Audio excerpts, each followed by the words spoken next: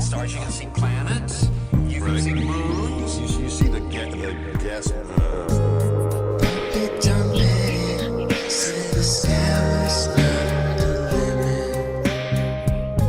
We fly to the moon in a second, but we haven't been back since 1972. Destroyed all the papers and blew up the Challenger crew. Except for the twinsies. Space is fake AF. Space is fake AF. Look out into deep space away from the sun, it's the darkest black you can imagine. Hey, space boy, you broke my rocket man heart. Where are the stars? Is it bright or is it dark? The vacuum of space, oh, the tomfoolery. What happens if you get a leak on that? You have a leak.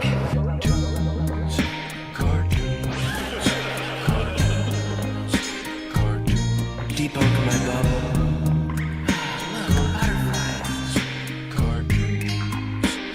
It's hard to comprehend. Space is fake AF.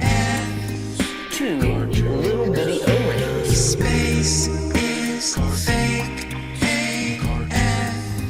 It's not what you think, homeboy. Space is fake AF. It's all just start doing this.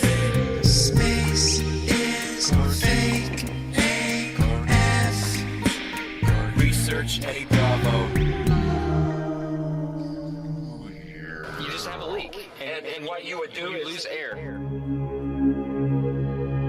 Alright, that is Chief Crow. Space is fake AF. I'll drop a link to this track below. Go ahead and subscribe to his channel. Leave a comment. Say the IPS sent you. We have about 26 in chat right now. We just hit live. The audio streams are still down. The backup laptop that has the encoder went down. The gremlins got it. I'm waiting to see if it charges, but I think it was just a short possibly, so I moved it to another outlet, and it seems to be charging, but it's out of commission at this time.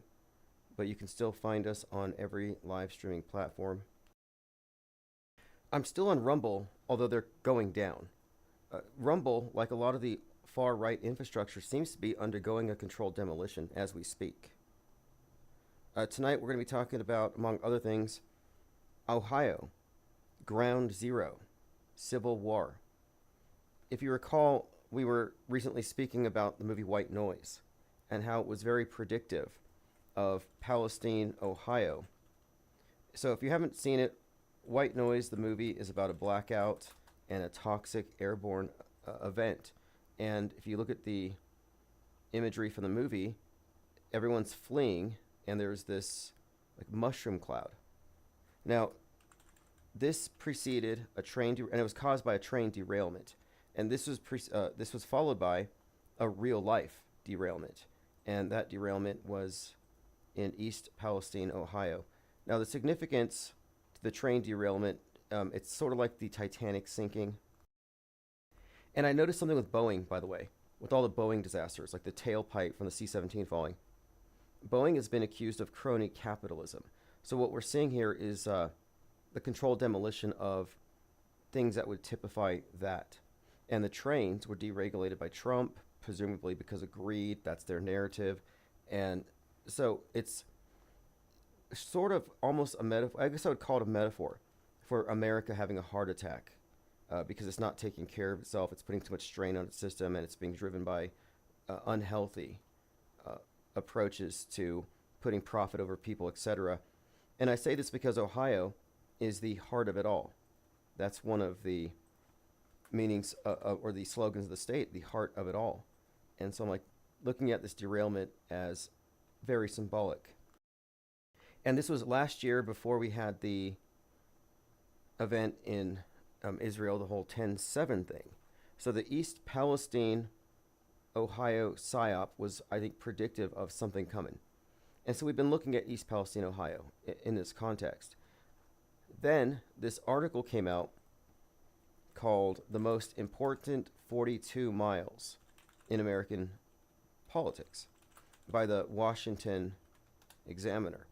And it describes how in American politics, the most important stretch of land is that between Butler, Pennsylvania, and East Palestine. It's a 42-mile long distance between the two, the drive. And this area is highly significant for several reasons symbolically. And as far as the metascript goes, we're talking about the heart of it all, also relating to possibly Israel. There's just these connections, the heart of the nation.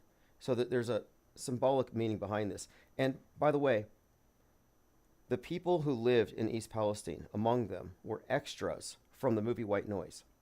So they were interviewed because they were being evacuated for a situation that was just like the movie that they just were extras in. And the media had to comment on this obvious instance of predictive programming. Predictably, they called it an eerie coincidence. InfoWars, predictably, called it revelation of the method. Both of them are equally wrong, but we know what it is. So now, back to this 42-mile stretch of land and this talk of Ohio. Well, as of right now, one of the big stories is that there was some kind of evacuation of various schools in Ohio because of the anti-immigrant rhetoric about the cat-eating Haitian stuff spread by J.D. Vance and Donald Trump. So now you have rhetoric, like I've been saying, memes scare the people, the cat memes, and now they're claiming that this has precipitated bomb threats.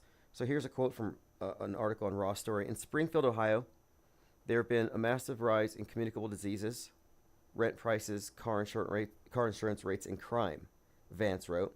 This is what happens when you drop 20,000 people into a small community. Illegal alien invasion. He goes on to say, 5 minutes later, quote, don't let biased media shame you into not discussing the slow-moving humanitarian crisis in a small Ohio town. We should talk about it every day. Now, this is followed by a bomb threat forcing evacuations at Springfield City Hall. Quote, information received from the state fire marshal spurred another evacuation from Fulton Elementary School. Earlier, Vance spread the false claim on X. That's the key. X is the vector for the rage virus that has caused this. Bomb threats. This is the rage virus I've been talking about, and it's coming from the right. That Haitian immigrants were stealing and eating pets, a claim sourced back to a questionable Facebook post, denied by the police. I was talking about this earlier today when I was on a live painting stream about how the auto-belief of the mainstream, they automatically believe what they're shown, is mirrored by the auto-belief of the alternative narrative by alt media. Everybody fell for it, and many are still falling for it. And their evidence are these 30-minute long videos where you have these crisis actor like slobs just talking about what they saw. And I don't buy it. You know, today, if there's a fight on the street, somebody's recording it. If there was somebody eating a cat in a park, it would be on TikTok and Instagram in seconds from multiple angles. And yet all we have is hearsay.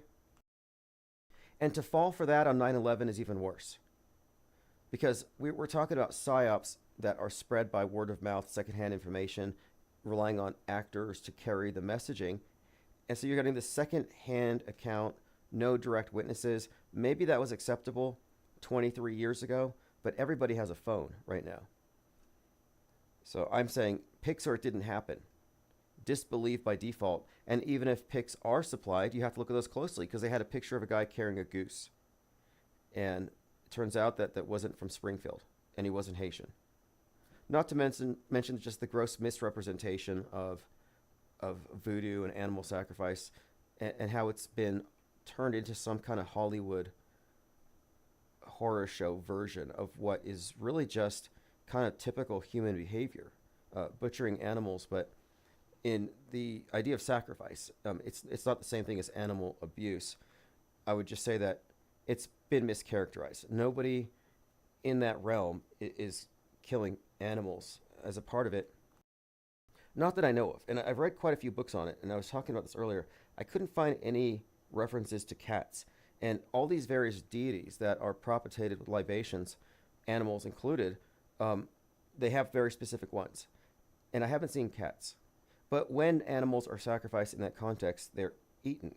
It's not like it's just some kind of sadistic killing of animals for no other reason than somehow getting some kind of demonic entity to do your bidding. It doesn't work like that. That's a Hollywood construct. But they're evoking that on purpose.